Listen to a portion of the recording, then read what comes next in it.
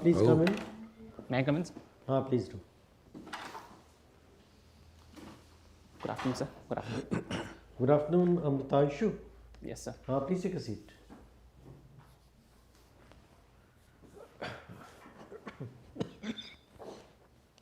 AMRITANSHU, can you give us a brief introduction, please?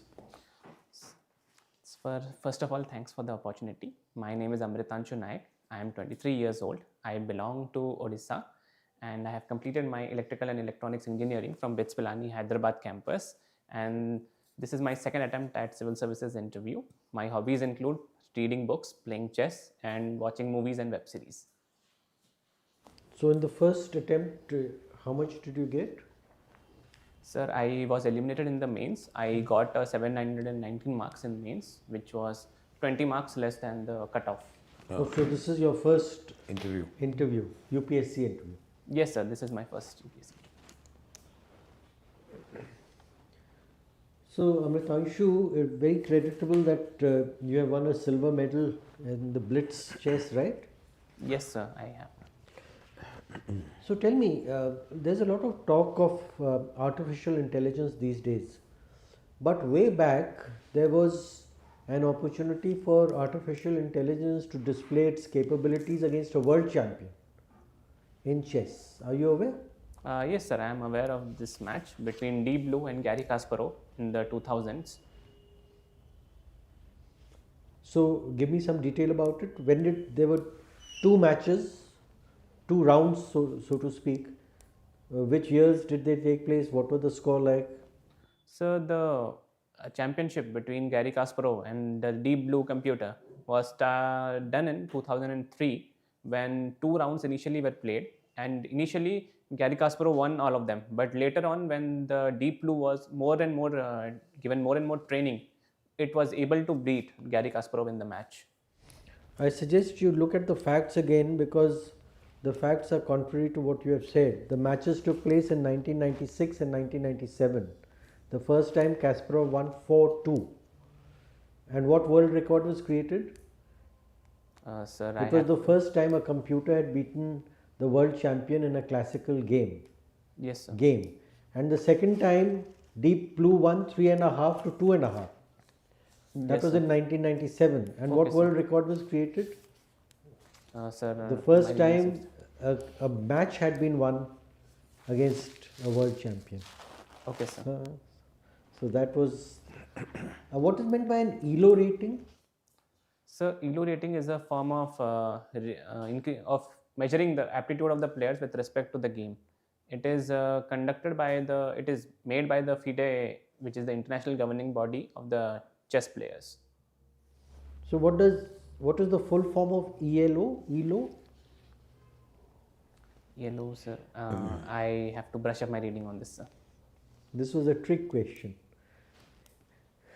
We'll come to it in the feedback. Right, now tell me something. Have you heard of digital rupee? Yes, sir. I have heard about it. Recently, it was started by RBI in the form of allowing specific banks to start issuing e-rupee issuing digital rupee in the form of the fiat currency in the digital sphere. So what would be the advantage of a digital currency? We already have the UPI, Unified Payment Interface. Every nook and corner you go, you have the Paytm scanning card and all that. So what will be the advantage of having a digital rupee? So the advantages of issuing digital rupee are threefold. First would be reducing the printing cost of the money which is being printed by the RBI. Second would be the fungibility, that the exchange amount can be made more and more perfect.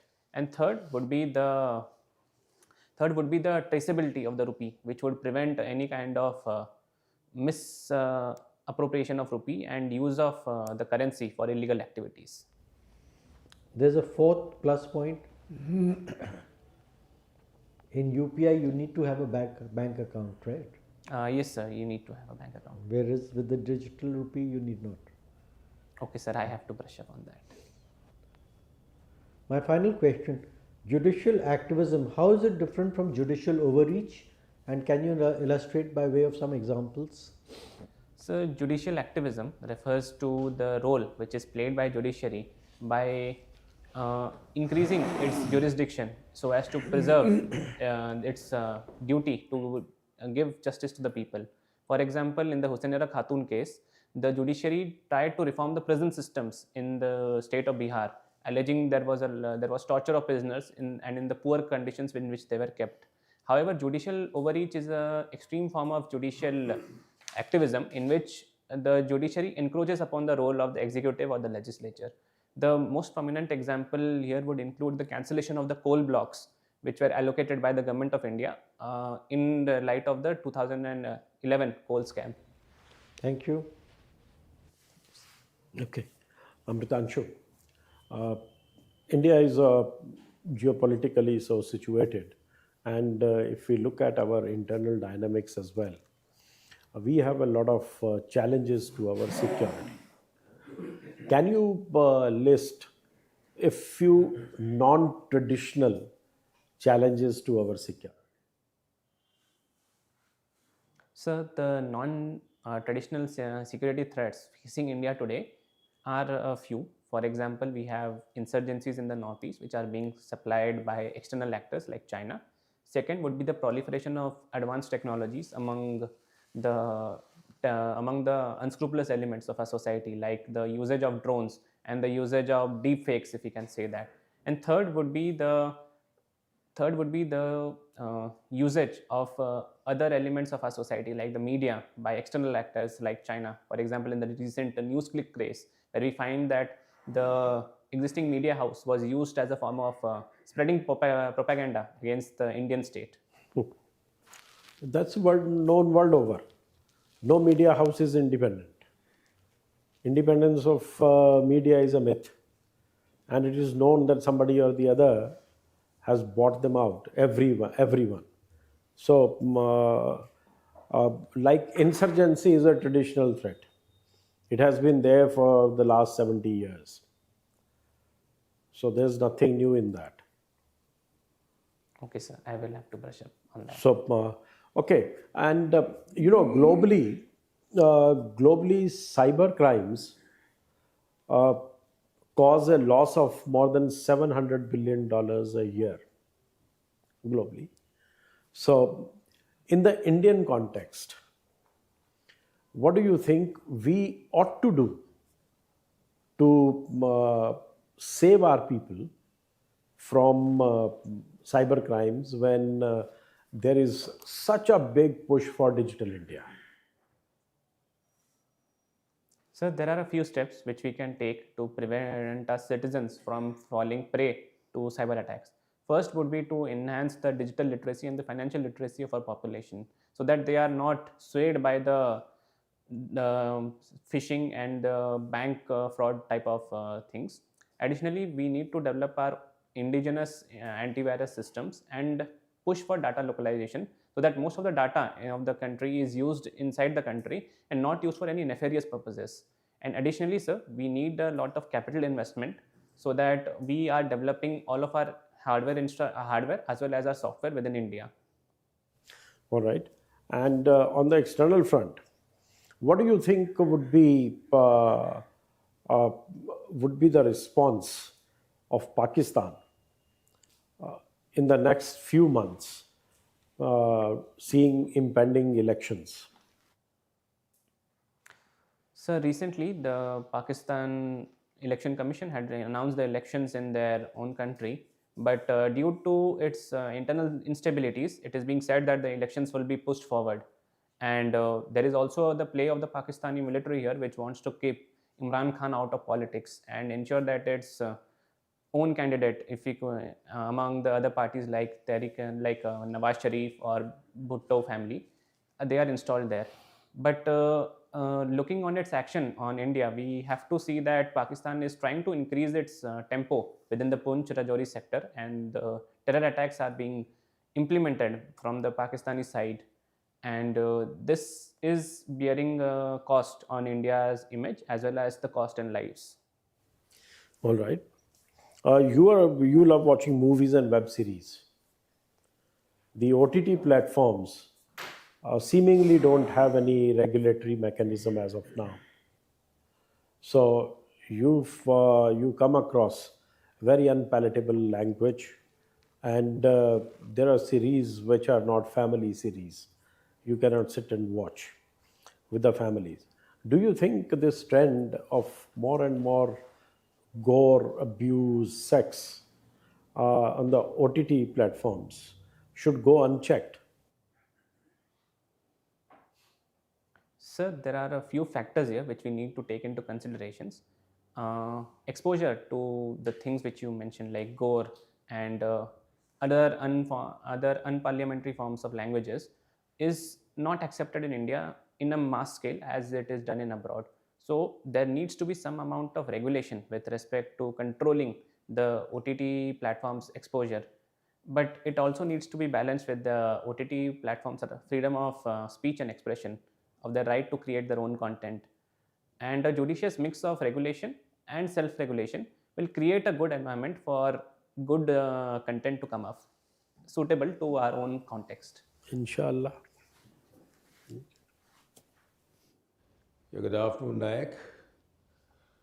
Well, yesterday was an important day where the nation feels proud of that particular day. Do you recall why was that important? So I am not able to recall at the present. Well, that was National Army Day. Yes, sir. Now we talk about Army. Army has undergone a lot of changes, and more so important, the defense policy, Government of India. Though, do you think it has been doctrined and it's a policy which has been formulated, or do we have a policy, or we don't have a policy at per se? So policy with respect to Defense. My Sir, question is, do we have a policy or we don't have a policy? So there are a few policies with respect to defense in the country. For example, we have the Cold Start Doctrine, which has not been officially confirmed so far, but it is expected that it exists, and in the All form right. of Okay. So coming back to the defense.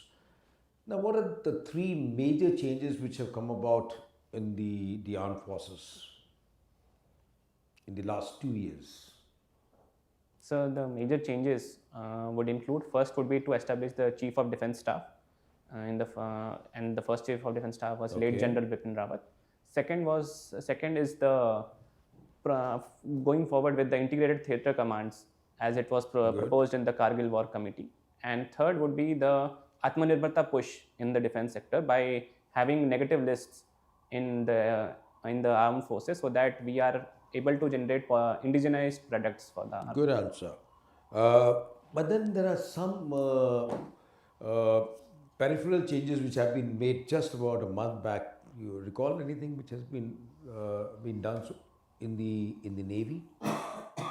So in the Navy, we see that submarines are being introduced in the form of the Scorpion submarines, and I think the P-71 contracts are also being started to renew it, so that new submarines are being allowed to come into the Navy. No, I was referring to the epaulets of the naval officers. Okay, sir. Okay. You aware of it? In Qatar, right, sir? No, in India, I'm talking about the epaulets, means the flap which you wear here. They're called epaulets. The changes have been made. Yes, sir. I am aware of it. Okay, and what is the change that has been made? Sir, it has been made more Indianized. And what does that? Who represents there now? Sir, I think 3 stars are present on each side, and a ribbon is present there, and I think it represents the navy of Shivaji Maharaj, who fought against the English. And Okay, now Nayak, you come from Odisha. Could you highlight 3 major indicators, economic indicators of Odisha? So first would be the growth rate, that is 7.8%. Second would be the revenue surplus of Odisha, that is 33,000 crore last year. And fourth would be the fiscal deficit of Odisha, which is at around 5.3%. Okay. Now, if I were to ask you, which are the 2 important personalities of Odisha who have actually shaped your personality? And if so, why? So the two personalities in whom I hold a lot of importance to, one would be Biju Patnaik, who was the Chief Minister of Odisha and a freedom fighter. So his dynamicism and his courage to move forward with things has impacted me a lot. And second would be Gopabandhu Das, who established the Satyavadi school in Odisha, who was not only a great teacher, but also a social reformer. All right, thank you. Thank you, sir. Amritanshu, you come from Odisha. Odisha has a very old festival which links it to a country in Indo-Pacific. Do you know what that festival is? So I think it is Bali Jatra, which refers to the tour of Odia merchants to Bali, that is in Indonesia. Mm-hmm. And do you know the phenomenon on what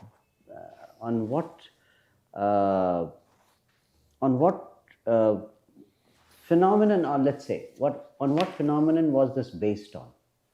So I think they were traveling to Indonesia by virtue of the sea currents which were in that place.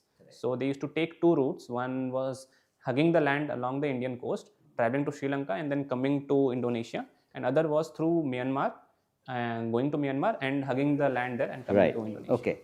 In the foreign service, every officer does a language. He becomes an expert in one language.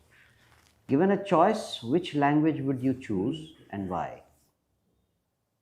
Sir, I would like to choose Mandarin because first of all, it's a classical language and it has a lot of content and lot of epics like the Romance of the Three Kingdoms in which you can read. And second, that China is a strategic challenge to India. And I wish to contribute my services to counter and improve our status with respect to Good. China. What do you know about BRI? It's a Belt and Road Initiative.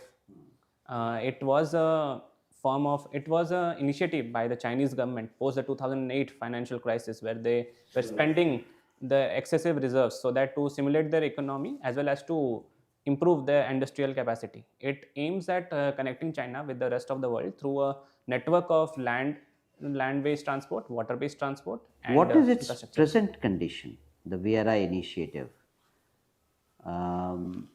Is it successful? Is it ongoing? It has been dropped? What do you think? So with respect to the success of BRI, we need to take a look at two dimensions. First would be the economic dimensions. At present, sir, we see that the economic dimensions of BRI are not good. Not even a single project has the return of investment, so as to speak, for the Chinese government. But if we come to the strategic part, we see that China has been able to buy its influence by using the checkbook diplomacy. What has been India's attempt to counter BRI? So India has taken a few steps to hedge its bet against the BRI. What is the most recent thing? I just want to hear the most recent thing which was also announced during the G20 meeting.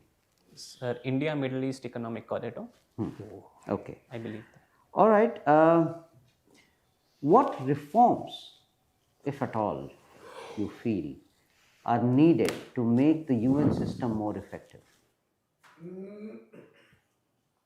So there are a few reforms which I would suggest to conduct in the UN so as to make the system more representable and more in line with the realities of today. First would be to reform the Security Council and ensure that the veto powers which are being in the control of the P5 nations is reformed up to some extent. And second would be to ensure that the contribution of countries with respect to money and manpower is rationalized. Okay. The last thing. What do you feel will be the correct phrase to describe Indian foreign policy? So strategic autonomy and multi-alignment. I said a phrase maybe which was used in the G20 itself. So I am afraid I am not able to recall the fact. You don't remember G20 meetings hoardings at all? So I think it is Vasudhaiva Kutumbakam. Okay, thank you. Good evening, Amritanshu. Good evening, sir. Tell me your views on one nation, one election. So coming to one nation, one election, my my viewpoint rests on the following things. First would be that it would be reducing the cost of election, and it would put our politicians out of the mentality of elections, so that more time is ensured for conducting of the official business of the state. However, it also leads to certain problems with respect to allocation of manpower and the allocation of various armed forces for the conducting of the elections, and it also opens up some amount of constitutional crisis in the form of Article 356 and the rule of president, which would tend to disturb the one in nation, one election as it did in the 1967. Amritanshu, I'm pronouncing your name right, no? Yes, sir. Amritanshu. Yes, sir. Amritanshu, tell me, is bureaucracy a steel frame or a caged parrot? So it is both, depending upon the situation. If the bureaucrat does his duty well, he is the steel frame, and if he is bound by some personal consideration, he is a caged parrot.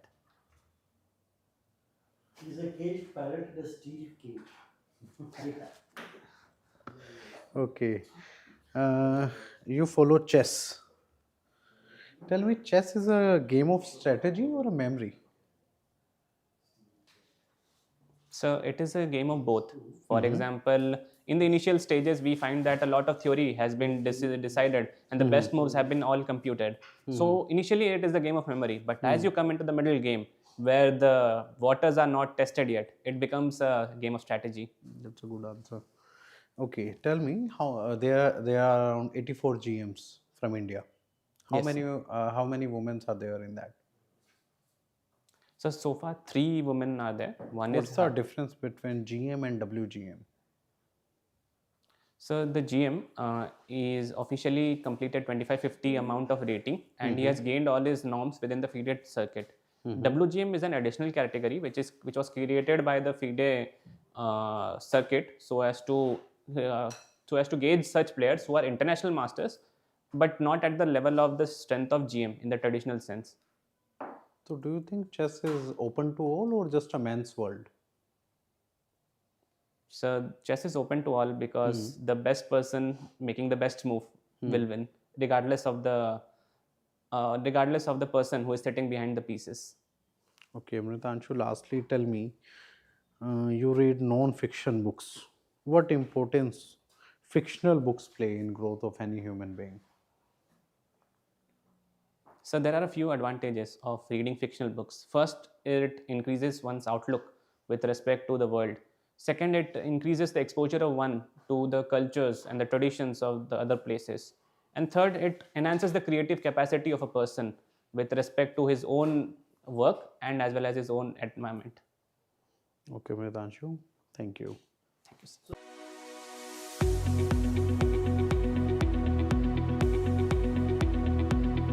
So Amritanshu, we come to the end of our interaction. Did you open up all your buttons?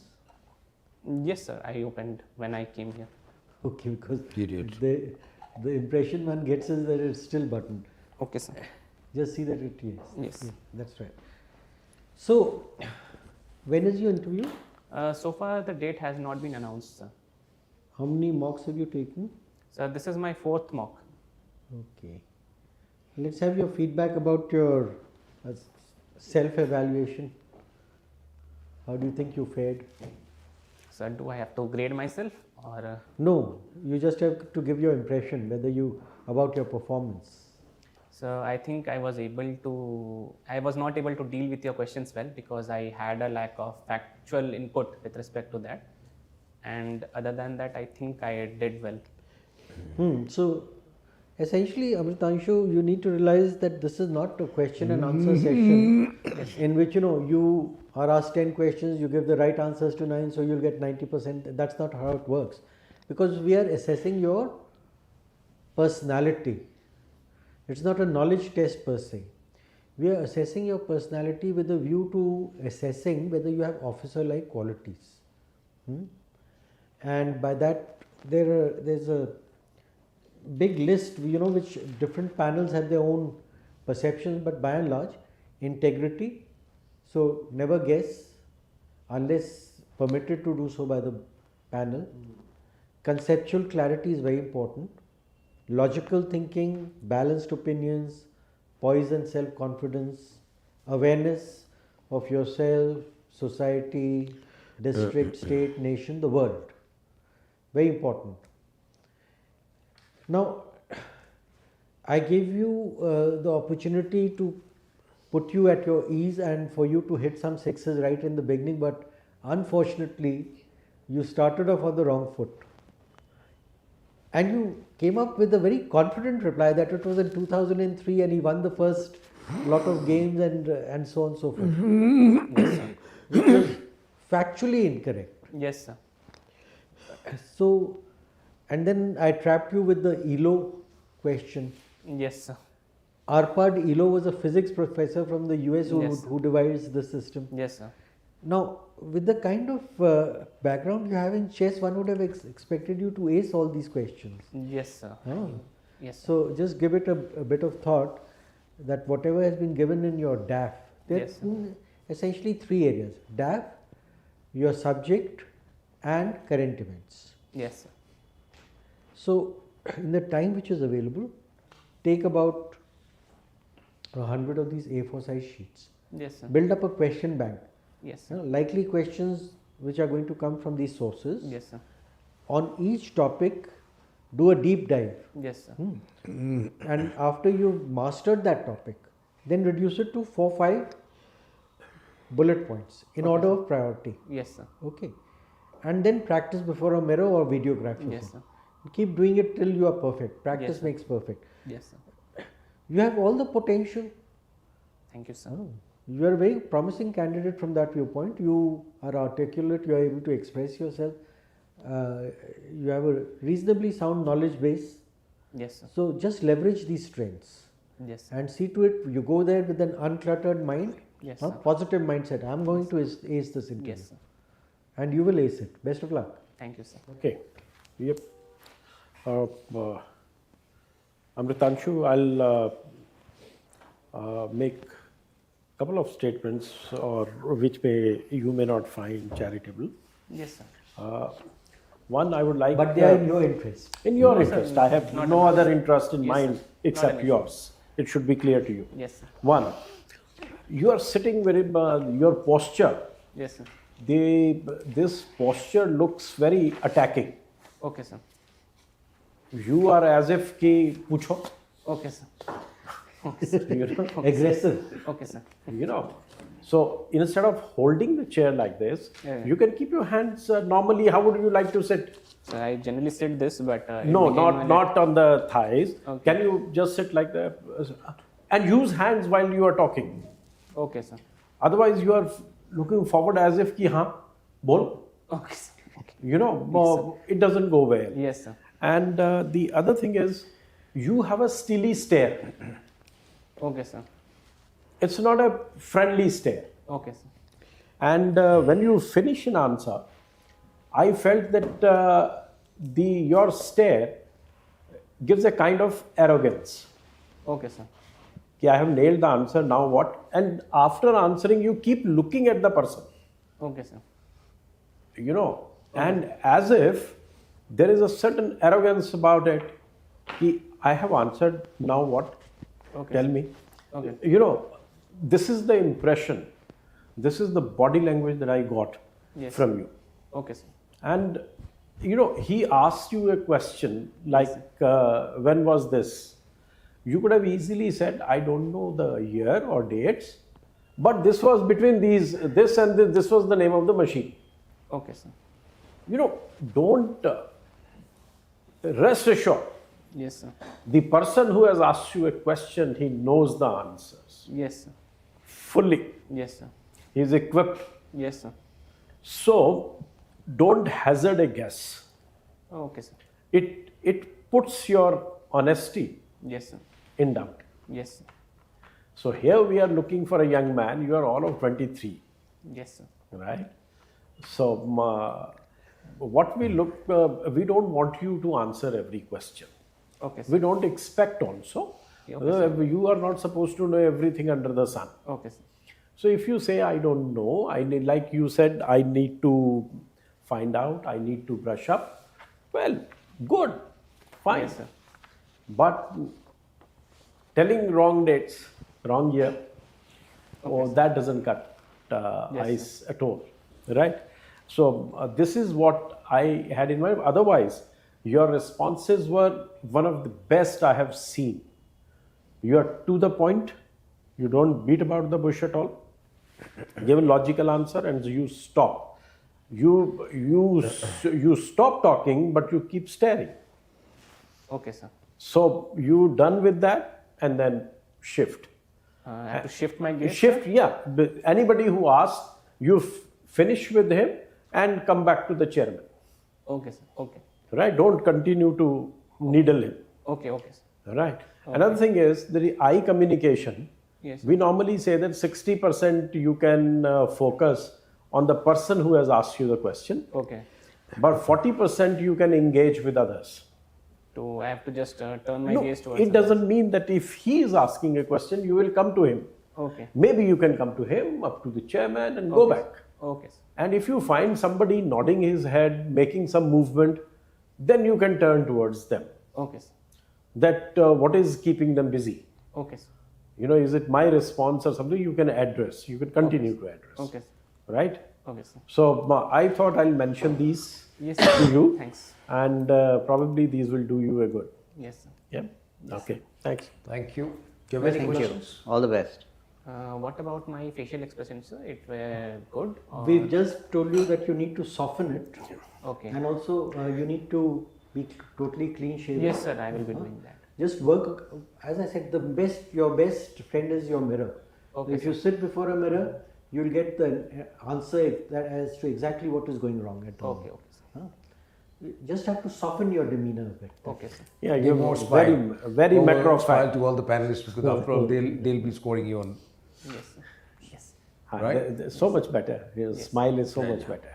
So I should smile more, I guess. You can. Like if somebody asks you a question of your interest, Yes, sir. chess, you Yes, play sir. chess. Yes, So sir. you should Give a give smile. up, feel happy that your face should be pleasant. Okay, sir. Okay, I mean, we are talking of mutual interest, Okay, sir. right? Okay, sir. Yeah. Best of luck. You'll do All well. the best. Okay. Okay, thank you, sir. Thank you. Thank you.